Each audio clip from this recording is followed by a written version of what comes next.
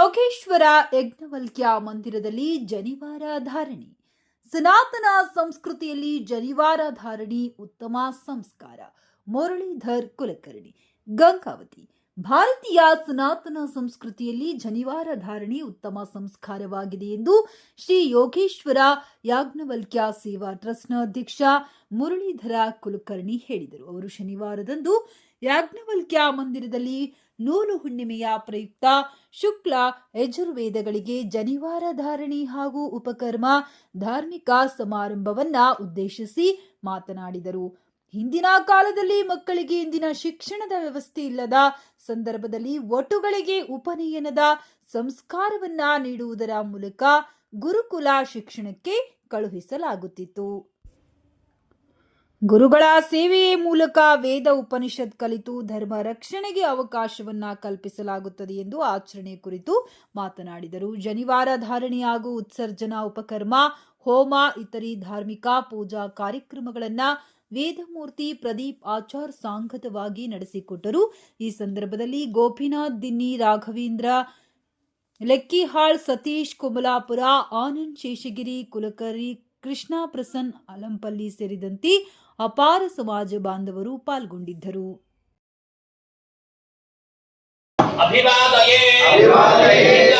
ನಮಸ್ಕಾರ ಮಾಡ್ಕೊಡ್ರಿ. ಈಗ ಕತ್ರಿಕೆ ಕೆಳಗೆ ಭೂಮಿ ನಮಸ್ಕಾರ ಮಾಡ್ಕೊಡ್ರಿ.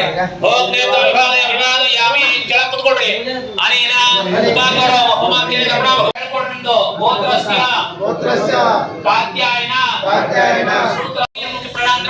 ಶ್ರೇಷ್ಠ ಪ್ರೇಣ ಶ್ರೇಷ್ಠ ಪ್ರೀತ್ಯರ್ಥಂ ಹೇಳ್ರಿ. ಶ್ರೌತ ಸ್ಮಾರ್ತ ನಿತ್ಯ ಕರ್ಮ ಅನುಷ್ಠಾನ ಅಧಿಕಾರ ಸಿದ್ಧ್ಯರ್ಥಂ ಯಜ್ಞೋಪವೀತ ಅಹಂ ಕರಿಷ್ಯೆ. ಬಿಡ್ರಿ ಬಿಟ್ರೆ ಎಲ್ಲಾರು ಮಾಡ್ಕೊಂಡ್ಬರ್ರಿ.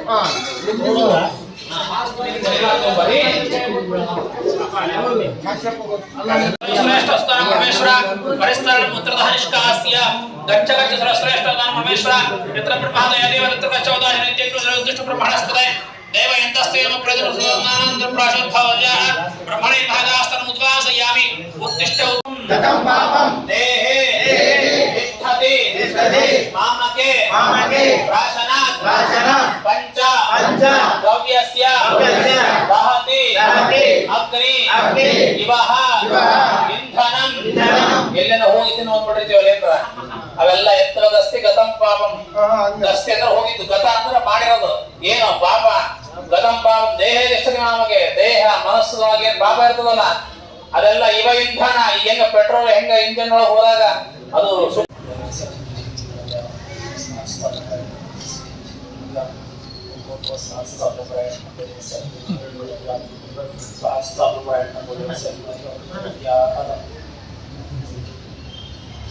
ಅಂತ ಗಾಯತ್ರಿ ಆದ. ಇನ್ಮೇಲೆ ನಾವೆಲ್ಲರೂ ಏನಂದ್ರೆ 1 ಲಕ್ಷ ಇಟ್ಟು ಹೋಗ್ಬೇಕು. ಈ ಜನಿವಾರಗಳು ದೇವತೆಗಳ ಆವಾಹನೆ ಇರ್ತದೆ. 9 ದೇವತೆಗಳು. ಓಂಕಾರಂ ಪ್ರಥಮದಂತು. ಇದ್ರೊಳಗ ಮೂರಳಿ ಒಳಗ ಮತ್ತೆ 3 ಮುರಳಿ ಇರ್ತಾವ. ಮೂರಳಿ ಜನಿವಾರ ಇರ್ತದಲ್ಲ ಅದ್ರೊಳಗ ಮತ್ತೆ ಸಣ್ಣ ಸಣ್ಣ 3 ಮುರಳಿ ಇರ್ತಾವ. ಅದಕ್ಕೆ 9 ಒಂದು ರೌಂಡ್ ಮದ್ದು. ಆಮೇಲೆ ಮೂರಳಿ ಇರ್ತಾವಲ್ಲ ಆ 3 ಸಣ್ಣ ಸಣ್ಣ ಮೂರಳಿ ಸೇರಿ ಒಂದೇಳಿ ಮಾಡಿ ಮೂರಳಿ ಮಾಡಿರ್ತಾರಲ್ಲ ಅದಕ್ಕೆ ಮತ್ತೆ 3 ಮುರಳಿ ಸೇರಿ ಒಂದೇ ಇರ್ತದೆ. ಅದಕ್ಕೆ ಬ್ರಹ್ಮ ವಿಷ್ಣು ಮಹೇಶ್ವರ 9 ದೇವತೆಗಳ ಬೇರೆ, ಮತ್ತೆ ಅದಕ್ಕೆ 3ಕ್ಕೆ ಬ್ರಹ್ಮ ವಿಷ್ಣು ರುದ್ರರ ಬೇರೆ. ಅವರೆಲ್ಲ ಆವಾಹನ ಮಾಡಿ ಎಲ್ಲ ಮಾಡಿರ್ತದ. ಅದಕ್ಕಾಗಿ ನೀವು ಏನಾದ್ರು ಪ್ರಕ್ರಿಯೆ ಮಾಡ್ಬೇಕಾದ್ರೆ ಅವಶ್ಯವಾಗಿ ಶೌಚಕ್ಕೆ ಹೋಗ್ಬೇಕಾದ್ರೆ ಜನಿವಾರವನ್ನು ಮಾಲಾಕಾರ ಹಾಕೊಂಡು ಬಲಗಿವಿ ಸುತ್ಕೊಂಡು ಹೋಗ್ಬೇಕು. ಯಾಕಂದ್ರೆ ಗೌತಮರಿಗೆ ಬಲಗಿವಿಯಿಂದ ಗಂಗಾದೇವಿಯನ್ನು ಉತ್ಪತ್ತಿ ಮಾಡ್ತಾರ. ಒಂದು ಉತ್ಪತ್ತಿ ಅಂದ್ರೆ ಸ್ವೀಕಾರ ಮಾಡಿದ್ರೆ ಅಲ್ಲಿಂದ ಬಿಡ್ತಾರ. ಅದಕ್ಕಾಗಿ ಗೌತಮಿ ಅಂತ ಹೆಸರು. ಹಾಗಾಗಿ ಬಲಗಿವಿ ಯಾವಾಗಲೂ ಶುದ್ಧ ಇರ್ತದಂತ, ಅಲ್ಲಿ ಗಂಗಾದೇವಿ ಸಾನ್ನಿಧ್ಯ ಇರ್ತದಂತ. ಅದಕ್ಕಾಗಿ ಬಲಗಿವಿ ಒಳಗ ಜನಿವಾರವನ್ನು ಹಾಕೊಂಡು ಹೋಗ್ಬೇಕು ಅನ್ನೋ ಶಾಸ್ತ್ರ ಅದ. ಅದಕ್ಕೆ ಅದೊಂದು ಮಾಡ್ರಿ. ಆದಷ್ಟು ಬೇರೆ ಬೇರೆ ಕಡೆ ಇದ್ದಾಗ ಅದನ್ನ ಬಹಳ ಲಕ್ಷಣವಾಗಿ ಇಟ್ಕೋಬೇಕು. ಇಲ್ಲಾಂದ್ರೆ ಜನಿವಾರದಲ್ಲಿ ದೇವತೆಗಳು ಇರ್ತಾರಲ್ಲ, ದೇವತೆಗಳು ಹೆಂಗ ಅಂತಂದ್ರೆ ಅನುಷ್ಠಾನ ಮಾಡಿದ್ರೆ ಅಷ್ಟೇ ವರವನ್ನು ಕೊಡ್ತಾರ, ಅನುಷ್ಠಾನ ಮಾಡಿಲ್ಲ ಅಂದ್ರೆ ಅಷ್ಟೇ ಹಿಂಸೆಯನ್ನು ಮಾಡಿ ಶುರು ಮಾಡ್ತಾರ. ಅದಕ್ಕಾಗಿ ನಮ್ಮ ಜನಿವಾರ ಸರಿಯಾಗಿ ದೇವತೆಗಳ ಸಾನ್ನಿಧ್ಯ ಹೊಳ್ಬೇಕಂದ್ರೆ ಅದನ್ನ ನಾವು ಕಾಪಾಡ್ಕೋಬೇಕು. ಆಮೇಲೆ ಜನಿವಾರ ಹಾಕೊಂಡ್ಬಿಟ್ಟಿರ್ತಾರ, ಮೊಣಕಾಲ್ತನ ಇರ್ತದೆ, ಮೊಣಕಾಲ್ತನ ಹಾಕೋಬಾರದು. ಸೊಂಟದ ಕೆಳಗೆ ಯಾವುದೇ ದೇವತೆಗಳ ಸಾನ್ನಿಧ್ಯ ಇರಲ್ಲ, ನೆನ್ಪಿಡ್ಕೊಳ್ರಿ. ಅಲ್ಲಿ ಬರಬಾರದು. ಸೊಂಟದ ಕೆಳಗೆ ಏನಿದ್ರು ಕಾಮ್ಯ ಕಾರ್ಯಗಳವೆಲ್ಲ. ಸೊಂಟ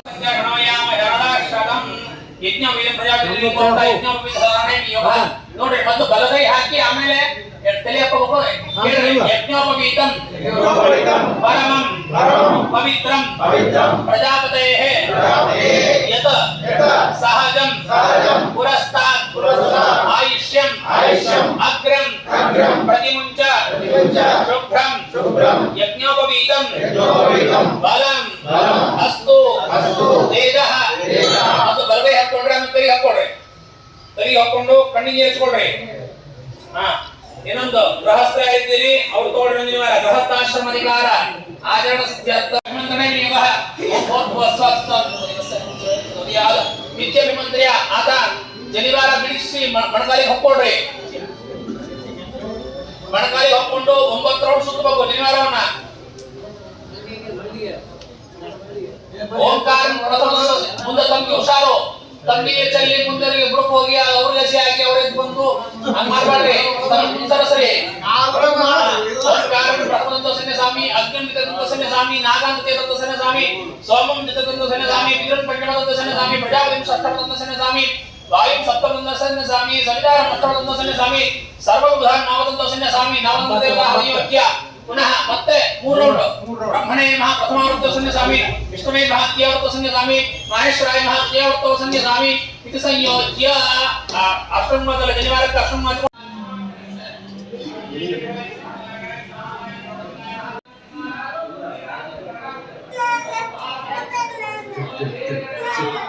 ಶ್ರೀಮದಾನಂದ ತೀರ್ಥ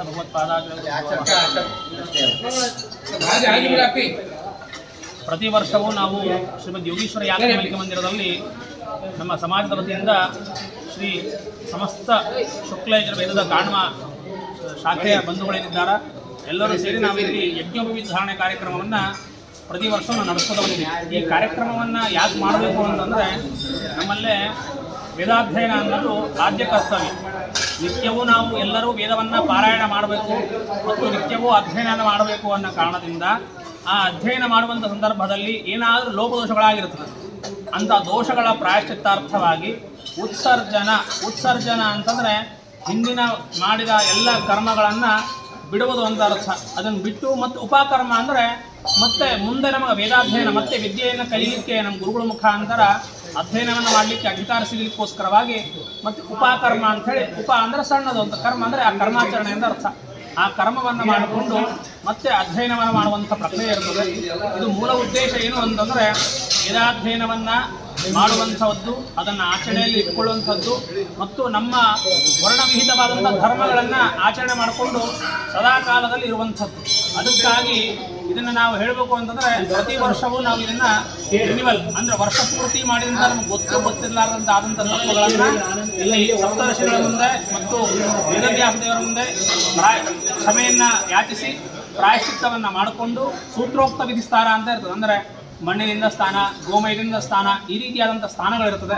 ಅದೆಲ್ಲವನ್ನು ಸ್ನಾನವನ್ನು ಮಾಡಿಕೊಂಡು ಶುದ್ಧಿಯಾಗಿ ಅವರಲ್ಲಿ ಪ್ರಾರ್ಥನೆಯನ್ನು ಮಾಡಿ ಮತ್ತು ಅರುಂಧತಿ ಸಮೇತರಾದಂಥ ಸಪ್ತರ್ಷಿಗಳನ್ನು ಪೂಜೆ ಅವರ ಎಲ್ಲ ಉಪಚಾರಗಳಿಂದ ಅವರನ್ನು ಅರ್ಚನೆ ಮಾಡಿ ಯಜ್ಞೋಪವೀತ ಧಾರಣೆ ಅಂದರೆ ಇಲ್ಲಿ ಒಬ್ಬರಿಗೆ ಹೇಳಿಲ್ಲ. ಏನಂತ ಹೇಳ್ಯಾರ ಅಂದರೆ ಶಾಸ್ತ್ರದಲ್ಲಿ ಅನ್ಯೋನ್ಯೇನ ಅಂದರೆ ಯಾವುದೇ ಕರ್ಮವನ್ನಾಗಲಿ ಕಲಿಯುವುದೊಳಗೆ ಸಂಘದೊಳಗೆ ಶಕ್ತಿ ಇರ್ತದಂತ.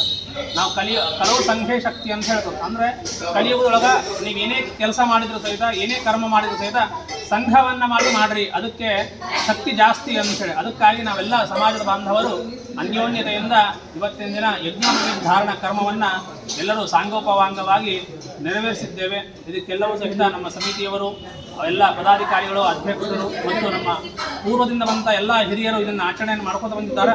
ಅದಕ್ಕೆ ನಾವು ಅದನ್ನು ಯಾವುದೇ ರೀತಿಯಾದಾಗಿ ಚ್ಯುತಿ ಬರಲಾರ್ದಂಗೆ ಅನುಷ್ಠಾನವಾಗಿ ನಡೆಸ್ಕೊಂಡು ಬಂದಿದ್ದೇವೆ. ಮುಂದಿನ ದಿನಗಳಲ್ಲಿ ಇದೇ ರೀತಿಯಾಗಿ ನಮ್ಮ ಸಮಾಜದಲ್ಲಿ ಇದೇ ರೀತಿಯಾದಂಥ ಕರ್ಮಗಳು ನಡೀತಿರ್ತದೆ. ಅದಕ್ಕಾಗಿ ಎಲ್ಲ ನಮ್ಮ ಬಾಂಧವರು ಸಹಕಾರವನ್ನು ಕೊಟ್ಟು ಇವತ್ತಿನ ದಿನ ಎಲ್ಲರೂ ಯಜ್ಞೋಪವೀತವನ್ನು ಧಾರಣೆ ಮಾಡಲಾಗಿದೆ. ಇದೇ ರೀತಿಯಾದಂಥ ಸಹಕಾರ ನಮ್ಮ ಸಮಾಜದವರೆಲ್ಲರೂ ಕೊಡ್ತಿರಬೇಕು ಅಂತ ಹೇಳಿ ಅವರ ವಿನಂತಿಯನ್ನು ಮಾಡ್ತಾ ಇಲ್ಲಿಗೆ ನಮ್ಮ ಶ್ರೀಹರಿ. ಪ್ರತಿ ವರ್ಷದಂತೆ ಈ ವರ್ಷ ಸಹ ಶ್ರೀಮದ್ ಯೋಗೇಶ್ವರ ದೇವಸ್ಥಾನ ಮಂದಿರದಲ್ಲಿ ಯಜ್ಞೋಪವೀತ ಕಾರ್ಯಕ್ರಮ ಅತ್ಯಂತ ವಿಜೃಂಭಣೆಯಿಂದ ಜರುಗಿತು. ಎಲ್ಲ ಗುರು ಹಿರಿಯರು ಹೆಚ್ಚಿನ ಸಂಖ್ಯೆಯಲ್ಲಿ ಭಾಗವಹಿಸಿ ನಮ್ಮ ಸಮಿತಿಯ ಎಲ್ಲ ಸದಸ್ಯರು, ಮುಖ್ಯವಾಗಿ ಶ್ರೀಕಾಂತ್ ಮತ್ತು ಶಶಿಕಾಂತ್ ಕುಲಕರ್ಣಿ, ಆನಂದ್ ಕುಲಕರ್ಣಿ, ನಮ್ಮ ಸಮಿತಿಯ ಸದಸ್ಯರವರು ಹೆಚ್ಚಿನ ಪ್ರಮಾಣದ ಒಂದು ಜವಾಬ್ದಾರಿಯನ್ನು ತಗೊಂಡು ಎಲ್ಲ ಕಾರ್ಯಕ್ರಮಗಳನ್ನು ಅತ್ಯಂತ ಯಶಸ್ವಿಯಾಗಿ ನಡೆಸಿಕೊಟ್ಟಿರ್ತಾರೆ. ಪುರೋಹಿತ ವರ್ಗ ಮತ್ತು ಅದೇ ರೀತಿಯಾಗಿ ದೇವಸ್ಥಾನದಲ್ಲಿ ಪ್ರತಿ ಹುಣ್ಣಿಮೆಯಂತೆ ಈ ಹುಣ್ಣಿಮೆಯ ಕೂಡ ಸತ್ಯನಾರಾಯಣ ಕಥೆಯೊಂದಿಗೆ ಮತ್ತು 1:30 ಗಂಟೆಗೆ ತೀರ್ಥಪ್ರಸಾದ ವ್ಯವಸ್ಥೆ ಇರ್ತದೆ. ಸಕಲ ಸದ್ಭಕ್ತರು ಬಂದು ತೀರ್ಥಪ್ರಸಾದ ಸೇವೆಯನ್ನು ಮಾಡ್ಕೋಬೇಕು. ಅದೇ ರೀತಿಯಾಗಿ ದೇವಸ್ಥಾನದಲ್ಲಿ ಪ್ರತಿ ವರ್ಷ ಅಂತ ಈ ವರ್ಷ ಕೂಡ ಹೆಚ್ಚಿನ ಜನಸಂಖ್ಯೆಯಲ್ಲಿ ಬಂದು ನಮ್ಮ ದೇವಸ್ಥಾನದಲ್ಲಿ ಯಜ್ಞೋಪಧಾರಣೆಯನ್ನು ಮಾಡಿರುತ್ತಾರೆ. ಪ್ರತ್ಯಕ್ಷ ಮತ್ತು ಪರೋಕ್ಷವಾಗಿ ಎಲ್ಲ ರೀತಿಯಿಂದ ಸಹಕಾರ ಮಾಡಿರ್ತಕ್ಕಂಥ ಎಲ್ಲ ಸರ್ವ ಕಮಿಟಿಯ ಸದಸ್ಯರು, ಸಲಹಾ ಸಮಿತಿ ಸದಸ್ಯರು, ಗುರು ಹಿರಿಯರು ಎಲ್ಲರಿಗೂ ನನ್ನ ಹೃತ್ಪೂರ್ವಕ ವಂದನೆಗಳನ್ನು ತಿಳಿಸುತ್ತಾ ಒಂದೆರಡು ಮಾತು